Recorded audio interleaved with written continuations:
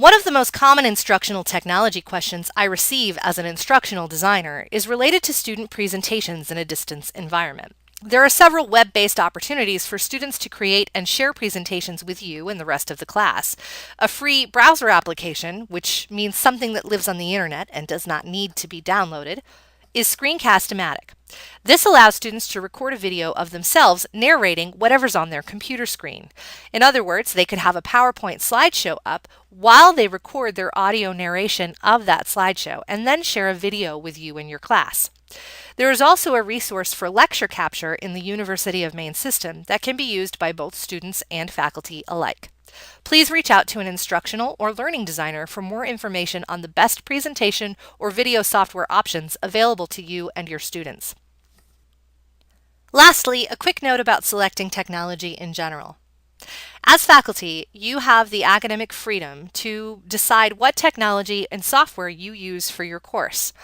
It's generally helpful to discuss this with an instructional or a learning designer, as we can help you scaffold the experience for your students so that they have the support that they need to use the technology that you're asking them to use.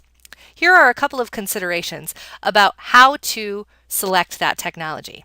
First, if you're looking at a public resource that requires any kind of identification of the student, such as a social network like Facebook, please do consider student safety. For example, if you have a student who has been a victim of cyberstalking or identity theft, that student may not want to publicize his or her presence in a public social network. The Office of Information Security, which is a section of the University of Maine System Information Technology Services, may be able to provide more information to help you with this. Secondly, remember cognitive load.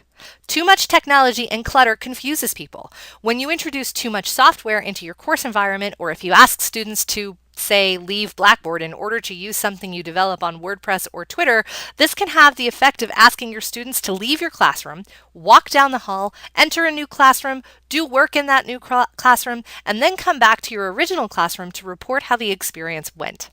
As you can imagine, this will have an impact on learning outcomes.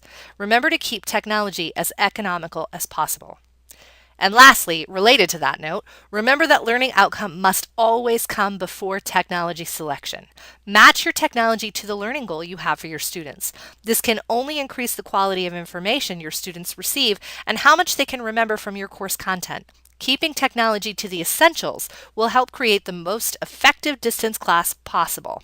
Please reach out to an instructional or learning designer for assistance selecting the best technology for your course goals.